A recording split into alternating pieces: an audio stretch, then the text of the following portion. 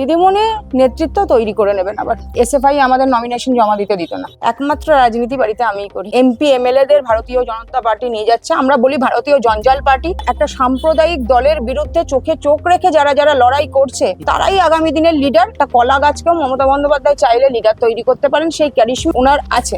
তিনি একটা নতুন দল তৈরি করে মুখ্যমন্ত্রী হতে পারতেন, তখন আমি বুঝতাম যে হ্যাঁ, মমতা বন্দ্যোপাধ্যায়কে চ্যালেঞ্জ উনি দিচ্ছেন। প্রচুর টাকা আছে, সেরকম একটা দলের হাত ধরে মুখ্যমন্ত্রী হওয়া, একটা দল শূন্য থেকে শুরু করে মুখ্যমন্ত্রী হওয়া, এই দুটোর মধ্যে অনেক অনেক পার্থক্য। যে কোনো বিপর্যয়ের পর অথবা সাফল্য যখন আসে না, দুটো ক্ষেত্রেই একটা পরিবর্তন দেখা যায়। এই পরিবর্তন এখন তৃণমূলের সর্বত্র রয়েছে। এক ঝাঁক নতুন ছেলেপিলে উঠে এসছেন যারা পুরনোদের দায়িত্বের জায়গাটা নিয়ে নিয়েছেন এবং যাদের বলা হচ্ছে যে আগামী দিনে এরাই তৃণমূল কংগ্রেসকে পথ দেখাবেন।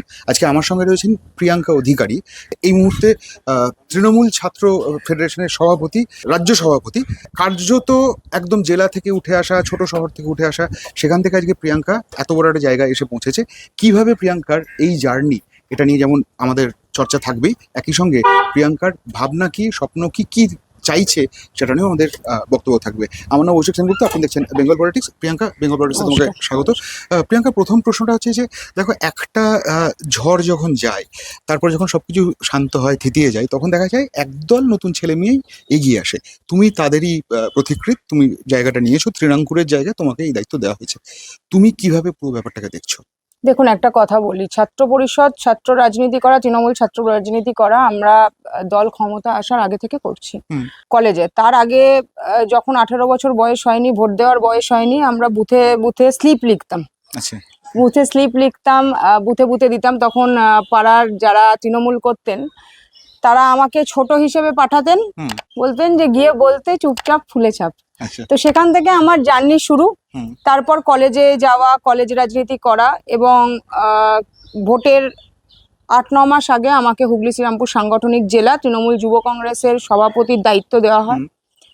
তারপর 4 তারিখের পর আজকে তৃণমূল ছাত্র পরিষদের রাজ্যের দায়িত্ব দেওয়া হয়। দেখুন, আপনারা যেটা বলছিলেন বিপর্যয়, আমি মনে করি যে মমতা বন্দ্যোপাধ্যায় এই দলের নেত্রী, এবং মমতা বন্দ্যোপাধ্যায় আপনারা দেখেছেন যে দীর্ঘদিন ধরে পথ দেখিয়ে এসছেন, নেতা তৈরি করে এসছেন। মমতা বন্দ্যোপাধ্যায় যেখানে দাঁড়ান সেখান থেকে লাইন তৈরি হয়, এবং আমাদের বিশ্বাস আরো একবার নেত্রী প্রমাণ করবেন যে ইয়াং জেনারেশনকে নিয়ে তিনি আজকে যারা দল ছেড়ে যাচ্ছেন, আমি এই প্রসঙ্গে একটা কথা বলি, আজকে যারা দল ছেড়ে যাচ্ছেন, মমতা বন্দ্যোপাধ্যায়ের হাত ছেড়ে যাচ্ছেন, তারা কিন্তু মমতা বন্দ্যোপাধ্যায় ছবি ছাড়া কেউ জিতে আসেনি ভোটে, সে এমপি হোক বা এমএলএ হোক।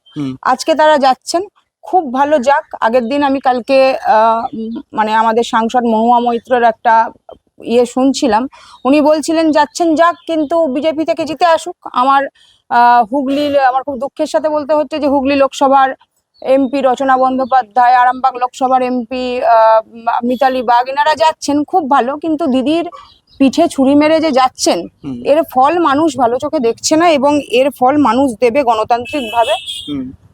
আর দিদিমণি নেতৃত্ব তৈরি করে নেবেন। আবার আচ্ছা, যে কোনো দলেরই কার্যত ছাত্র সংগঠনটাই তো বলা হয় যে ব্যাকবোন, বা এখান থেকেই উঠে আসে আর কি, মানে মানে সাপ্লাই লাইন বলা হয় সেই অর্থে। তো তুমি তৃণাঙ্কুরের জায়গায় এই জায়গাটাতে এসে দাঁড়িয়েছো প্রিয়াঙ্কা, তোমার এই তৃণমূল ছাত্র পরিষদ নিয়ে তোমার ভাবনা চিন্তা কি, কিভাবে ভাবছো নতুন প্রজন্মকে কিভাবে খাড়া করার কথা? দেখুন, আপনি যেটা একবারে ঠিকই বললেন, যে আমি বলি যে ছাত্র রাজনীতি হচ্ছে ম্যানুফ্যাকচারিং ইউনিট, এখান থেকে আগামীর রাজনীতিবিদরা তৈরি হয়।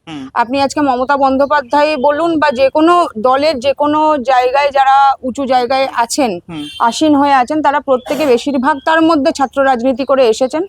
তো ছাত্র রাজনীতি ম্যানুফ্যাকচারিং ইউনিট, সেই ম্যানুফ্যাকচারিং ইউনিটটাকে ভালোভাবে সাজানোর চেষ্টা করব, এবং ফ্রেশ মুখ, নতুন মুখ, যাদের আদর্শ আছে, যারা মমতা বন্দ্যোপাধ্যায়কে দেখে রাজনীতিটা করবেন, যারা অভিষেক বন্দ্যোপাধ্যায়কে দেখে রাজনীতিটা করবেন, এবং তৃণমূল কংগ্রেসকে দেখে রাজনীতিটা করবে, এরকম নতুন মুখকে আমাদের তুলে আনা এবং সামনে আনা, এটাই একমাত্র এখন লক্ষ্য হওয়া উচিত আমার মনে হয়। আচ্ছা, প্রিয়াঙ্কা, তোমার মানে তুমি এটা তোমার ছেলেবেলার কিছু গল্প বললে, চুপচাপ ফুলে ছাপ, তুমি স্লিপ লিখে দিতে, এই সমস্ত গল্পগুলো তুমি বললে, যে তোমার সরাসরি রাজনীতির সঙ্গে জড়িয়ে পড়া কবে থেকে? সরাসরি রাজনীতির সাথে জড়িয়ে পড়া 2009, 2009, তারপর 10-এ কলেজ রাজনীতি, তখন মানে এসএফআই। তোমার কি শ্রীরামপুর কলেজ? না, আমার হুগলি উইমেন্স কলেজ, আচ্ছা, চুচুড়াতে। হুম হুম, এবং সেখান থেকে এসএফআই আমাদের নমিনেশন জমা দিতে দিত না। আচ্ছা, তারপর এসএফআই আমরা লড়াই আন্দোলন করে নমিনেশন জমা দিয়ে বিভিন্ন হুগলি জেলার বিভিন্ন প্রান্তের বিভিন্ন কলেজগুলো আস্তে আস্তে হারমাদ মুক্ত করা, হুম হুম, সেটাতে একটা সেই সময় অগ্রণী ভূমিকা পালন করেছি। হুম। এবং আশা করি আজকে রাজ্য জুড়ে তৃণমূল ছাত্র পরিষদের পতাকাকে নিয়ে যাওয়ার হুম। জন্য যে অগ্রণী ভূমিকা পালন করার যে দিদিমণি যে ভার দিয়েছেন, সেই দায়িত্ব মানে আশা করি পালন করব। আচ্ছা, তুমি মানে তোমার কি পারিবারিক রাজনৈতিক একটা না, একদমই নয়। আমার বাবা রেলে চাকরি করতেন। আচ্ছা, আমার দুই দিদি, একজন অস্ট্রেলিয়ায় থাকে, একজন হায়দ্রাবাদ থাকে। আচ্ছা। আমার মা হাউসওয়াইফ।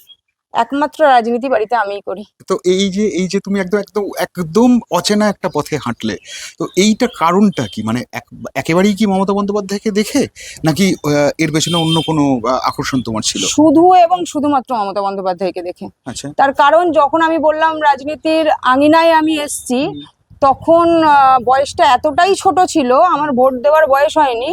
তখন রাজনৈতিক ইকুয়েশন, রাজনৈতিক ক্যালকুলেশন এত কিছু মাথায় আসতো না। একটা নেত্রীকে দেখেছি, তার মুখ দেখেছি, এবং তার আদর্শে একমাত্র শুধুমাত্র মমতা বন্দ্যোপাধ্যায়কে দেখেই আমার রাজনীতিতে আসা। আচ্ছা, প্রিয়াঙ্কা, একে একে মানে তৃণমূলের ক্ষেত্রে বলা হচ্ছে যে একে একে নিভিছে দেহটি, মানে যত ধরো 28 জনের মধ্যে 20 জন সাংসদ ওদিকে চলে গেছেন, এদিকে 80 জনের মধ্যে 60 জন আর একটা দিকে চলে গেছেন। এই যে চলে যাওয়ার যে ভিড়, তার মাঝে তোমাদের উঠে আসা বা তোমাদের উঠে দাঁড়ানো কোথাও কি একটা মানে বাড়তি চ্যালেঞ্জ কোথাও, নাকি কোথাও তোমাদের মধ্যেও একটা আশঙ্কার জায়গা কাজ করে?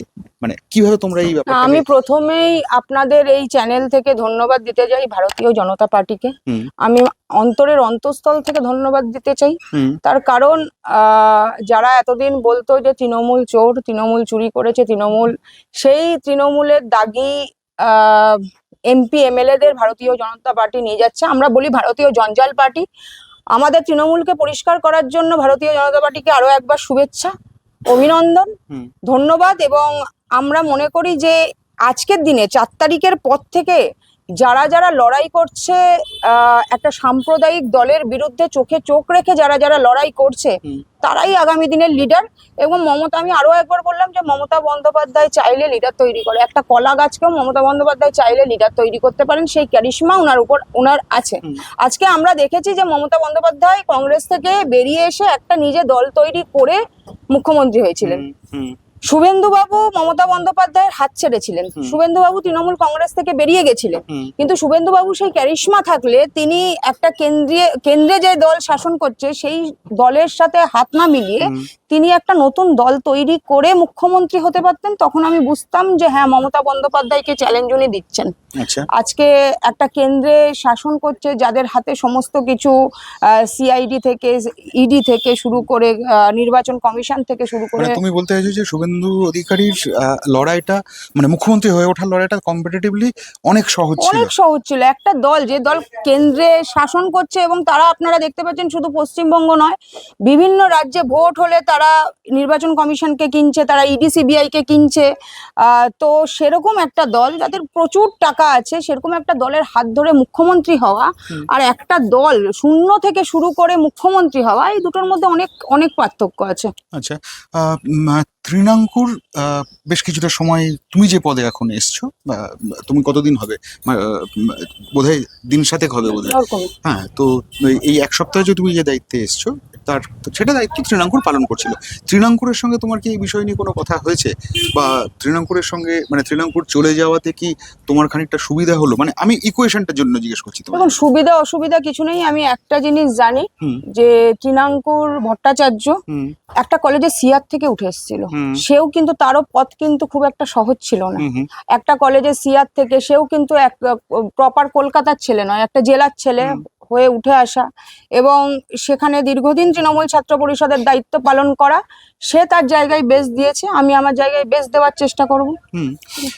প্রিয়াঙ্কা, একটা জিনিস মানে এই মুহূর্তে একটা কথা খুব বলা হচ্ছে যে মমতা বন্দ্যোপাধ্যায়ের রাজনৈতিক জীবন কার্যত হয়তো খানিকটা সংক্ষিপ্ত হয়ে গেল বা কোথাও হয়তো থেমে গেল, এই কথা বলা হচ্ছে, যেহেতু 15 বছর ক্ষমতা থাকার পর তিনি সরে গেলেন। এবং শুধু তাই নয়, যেহেতু বিজেপি ক্ষমতায় এসছে, ডাবল ইঞ্জিন, যে তত্ত্বগুলো সামনে আসছে, তোমার এইটাকে তুমি কিভাবে ডিফার করো? 34 বছরের একটা জগদ্দল পাথরকে মমতা বন্দ্যোপাধ্যায় সরিয়ে গণতন্ত্র প্রতিষ্ঠা করেছিল এই পশ্চিমবঙ্গে। আজকে আপনারা দেখেছেন যে লাস্ট মমতা বন্দ্যোপাধ্যায় হকার উচ্ছেদের জন্য যে মিছিলটা করলেন, সেই মিছিলে কিন্তু আপনারা সাংবাদিকরাও জানতে পারেননি, তৃণমূল কংগ্রেসের কোনো নেতাকর্মীরা জানতে পারেনি। আমরা জেনেছি হয়তো আধ ঘন্টা আগে, বেশিরভাগ কলকাতা কেন্দ্রিক নেতাকর্মীরাও জানতে পারেননি। উনি কাউকে না জানিয়ে রাস্তায় নেমেছিলেন এবং সাধারণ মানুষ তার সাথে পায়ে পা মিলিয়েছিল। সাধারণ মানুষ তার সঙ্গে, আমি মানে প্রথমেই বললাম, আবারও বলছি, মমতা বন্দ্যোপাধ্যায় যেখানে দাঁড়াবেন সেখান থেকে লাইন শুরু হবে। এবং আপনারা দেখেছেন সেই মিছিল না জানিয়ে করার পর কি বিভৎস ভিড়। সুতরাং মমতা বন্দ্যোপাধ্যায়কে এরকম ভাবার দরকার নেই যে তার গণ্ডি ছোট হয়ে গেছে বা তার কাজের পরিধি ছোট হয়ে গেছে। মমতা বন্দ্যোপাধ্যায় শতাব্দীতে একজন নেত্রী জন্ম নেয়। আমার মনে হয় যে একটা শতাব্দীতে মমতা বন্দ্যোপাধ্যায়ের জন্ম হয়। মমতা বন্দ্যোপাধ্যায়, তার কোনো বিকল্প নেই। তিনি আবার তৃণমূল কংগ্রেসকে ঘুরিয়ে দাঁড় করিয়ে দেবেন। তুমি 2009 থেকে ডিরেক্ট মানে পলিটিক্সে আছো আর কি, ছাত্র দিয়ে তোমার শুরু, তুমি কলেজে যে কথাটা বলছিলে। তার আগে পড়াই করেছি, তারপর ছাত্র দিয়ে শুরু। হ্যাঁ, মানে কার্যত তোমার ওই 17-18 বছর এরকম একটা মোটামুটি হিসেবে বলে। তোমার বয়স কত হলো? কত 30-32 হবে? 30। আচ্ছা, তার মানে তুমি তো তার মানে কার্যত 12-13 বছর বয়স থেকে শুরু করেছো, যা মনে হচ্ছে আর কি। তো এই যে লম্বা পথটা আসার পর আজকে তুমি যখন তুমি একটা আদর্শ নিয়ে রাজনীতি করেছো, মানে আমি এই কারণে বলতে চাই, যেই রাজনীতি করে তার একটা মিনিমাম একটা তার দর্শন থাকে, ফিলোসফি ছাড়া তো এটা করা যায় না। সেই জায়গায় দাঁড়িয়ে যখন তুমি তোমাদের দলে মানে যারা এর আগে সাংসদ বা মানে সায়নী ঘোষ থেকে শুরু করে রচনা ব্যানার্জি, জুন মালিয়া, তুমি যাদের কথাই বলবে আর কি, এই মানুষজনেরা সাংসদ এবং বিধায়ক যখন ছেড়ে যান, তখন কোথাও কি তোমার মনে হয় যে মানুষ এদেরকে জিতিয়েছেন, এরা কার্যত তাদের সঙ্গেই খানিকটা প্রতারণা করলেন? অবশ্যই বেইমানি করেছে। আমি বলবো প্রতারণা কি, বেইমানি করেছে। আমার লোকসভা হচ্ছে হুগলি লোকসভা, আমরা ভোট দিয়েছিলাম রচনা বন্দ্যোপাধ্যায়কে। আমরা কাকে দেখে ভোট দিয়েছিলাম? রচনা বন্দ্যোপাধ্যায়কে দেখে হুগলির মানুষ ভোট দেয়নি। হুগলির মানুষ ভোট দিয়েছিল তৃণমূল কংগ্রেসের সিম্বলটাকে দেখে এবং মমতা বন্দ্যোপাধ্যায়ের মুখ দেখে। আজকে তৃণমূল কংগ্রেসের সিম্বল এবং মমতা বন্দ্যোপাধ্যায়ের মুখ ব্যবহার করে তারা ভোটে জিতেছিল। আজকে তারা ঘুর পথে এনডিএর সাথে জোট বাঁধছে। কিন্তু আমি বলছি, আপনাকে দায়িত্ব নিয়ে বলছি, রাজনৈতিকভাবে এদের ভবিষ্যৎ নিয়ে আমার খুব মানে ভাবনা আছে।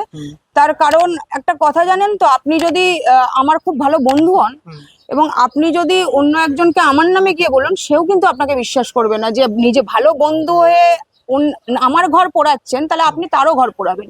সুতরাং এদেরকে কেউ বিশ্বাস করে না। এদেরকে আজকে এনডিএ সরকার কাজের জন্য, তাদের কিছু বিল পাস করানোর জন্য এদেরকে সাথে নিয়েছে, কিন্তু রাজনৈতিকভাবে এরা কোথাও মানে বিশ্বাসযোগ্যতা অর্জন করতে পারবে না বলে আমার মনে হয়। বিজেপির 1 মাসের মোটামুটি মেয়াদ পূর্ণ হলো আর কি, আজকে বাজেটও ঘোষণা করেছে। সেখানে দেখা গেছে যে প্রচুর জনকল্যাণমুখী কাজ, মানে যে ডিএ নিয়ে মমতা বন্দ্যোপাধ্যায়ের শাসনকালে মানুষের প্রচুর ক্ষোভ বিক্ষোভ ছিল, সেটা বেশ বড়সড় ডিএ 20% এখন আবার অক্টোবর মাস থেকে বড় ডিএ ঘোষণা করা হয়েছে। এবং বিভিন্ন ছোট ছোট ক্ষেত্রে ভালো, তুমিও জানো বাজেটের কি হয়েছে না হয়েছে। এই পরিস্থিতিতে মানে কোথাও কি তোমার মনে হচ্ছে যে মমতা বন্দ্যোপাধ্যায়ের কাছে ব্যাপারটা আরো চ্যালেঞ্জিং হয়ে গেল, যখন কোনো একটা সরকার, নতুন সরকার যখন ক্ষমতা আসে, তারা যখন এরকম ভাবে কার্যত মানে একদম ঢেলে মানুষজনকে দেয়, তখন কি সুবিধা? হ্যাঁ, আমরা দেখেছি ঢেলে মানুষজনকে ওনারা দিয়েছেন। ভারতীয় জনতা পার্টি ঢেলে গরিব মানুষের পেটে লাথি মেরেছেন, ঢেলে বুলডোজার চালিয়েছেন, ঢেলে যারা হকার ছিলেন, গরিব হকার, তাদের মানে মুখের ভাত কেড়ে নিয়েছেন। এবং আপনারা জানেন, বিভিন্ন স্টেশন চত্বর থেকে সাধারণ খেটে খাওয়া মানুষের দোকান তুলে দিচ্ছেন। কিন্তু সেখানে আপনারা শিয়ালদায় গিয়ে দেখতে পাবেন যে বড় বড় বিজনেসম্যানদের দোকান হচ্ছে, বড় বড়, ধরুন বিভিন্ন জায়গায় ওয়াও মোমো থেকে শুরু করে বিভিন্ন বড় বড় দোকান হচ্ছে। তো এনারা গরিবের পেটে লাথি মারা সরকার, এবং গরিবকে আরো গরিব করে দেবে। বড়লোককে আরো বড়লোক করবে, এবং হকার তো তারাও যারা মানে রেল লাইন মানে স্টেশনে বিক্রি করছে সোনপাপড়ি কিন্তু ব্র্যান্ডটা বড়, স্টেশনে বিক্রি করছে মোমো কিন্তু ব্র্যান্ডটা বড়, স্টেশনে বিক্রি করছে চা কিন্তু ব্র্যান্ডটা বড়, এরাও তো হকার।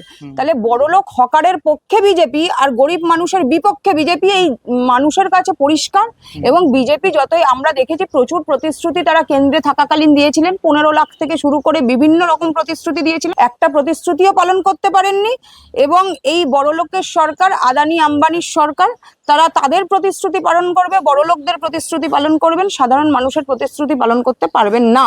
তার কারণ এটা আমরা কিন্তু পরীক্ষিত সত্যি, মানে এটা আমরা যদি কেন্দ্রে সরকার থাকাকালীন যা যা প্রতিশ্রুতি দিয়েছিলেন, বছরে 2 কোটি করে চাকরি দেবেন, 15 লাখ করে ব্যাংক অ্যাকাউন্টে ঢুকে যাবে, উনি হঠাৎ করে একদিন লাইনে দাঁড় করিয়ে বললেন যে পুরনো 500 টাকা 1000 টাকা চেঞ্জ করতে হবে, তারপর লাইনে দাঁড় করিয়ে বললেন যে আধার কার্ডের সাথে লিঙ্ক করতে হবে।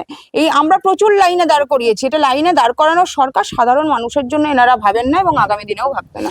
শেষ প্রশ্ন তোমার কাছে, সেটা হচ্ছে যে এই যে তুমি ছাত্র পরিষদের দায়িত্বে এলে প্রেসিডেন্ট হিসেবে, তুমি এই মুহূর্তে কি প্ল্যান সাজাচ্ছ যেটা দলের এই ভাঙনের মুখে দাঁড়িয়ে একটা অন্যতম একটা উদাহরণ হয়ে উঠতে পারে? দেখুন, একটা কথা বলি, আজকে আপনারা দেখেছেন বিভিন্ন দেশে বলুন, বিভিন্ন রাজ্যে বলুন, জেন জির একটা জায়গা আছে। তো সুতরাং এই নিটের প্রশ্নপত্র ফাঁস, আজকে আরজি করে আপনি জানেন একটা বাচ্চাকে ধর্ষণ করা হয়েছে, কে করেছে? কেন্দ্রীয় বাহিনী। আজকে বেহালায় একটা বাচ্চাকে ধর্ষণ করা হয়েছে, সেই নিয়ে কিন্তু কোনো মিডিয়া মুখ খুলছে না। আজকে আমরা যারা ইয়াং জেনারেশন, আমরা আগামীর যারা জেনারেশন, তাদেরকে পথে নামতে হবে, ছাত্র যুবকে এক হতে হবে, হয়ে বিজেপির যে দ্বিচারিতা, গরিব মানুষের পেটে লাথি মারা থেকে শুরু করে বিজেপির বিভিন্ন রকম যারা বাচ্চারা ধর্ষণ হচ্ছে সেখানে বিজেপি চুপ। আজকে সেখানে বিভিন্ন সংবাদ মাধ্যম চুপ। আমরা জানি যে গণতন্ত্রের 4র্থ স্তম্ভ সংবাদ মাধ্যম, সেখানে তারা চুপ। কিন্তু চুপ করে থাকলে তো হবে না, তাদের হয়ে আমাদেরকে মুখ খুলতে হবে, আমাদেরকে পথে নামতে হবে। আগামীর পরিকল্পনা এটাই আমাদের, যে সংবাদ মাধ্যম বিক্রি হয়ে যেতে পারে কিন্তু আমাদের মেরুদণ্ড বিক্রি নয়, আমাদের মেরুদণ্ড কেনা এত সহজ নয়। এবং আমরা পথে নামবো আগামী দিনে, যেখানে যেখানে বিজেপি অপশাসন করবে সেই অপশাসনের বিরুদ্ধে আমরা পথে নামবো। থ্যাংক ইউ, ধন্যবাদ।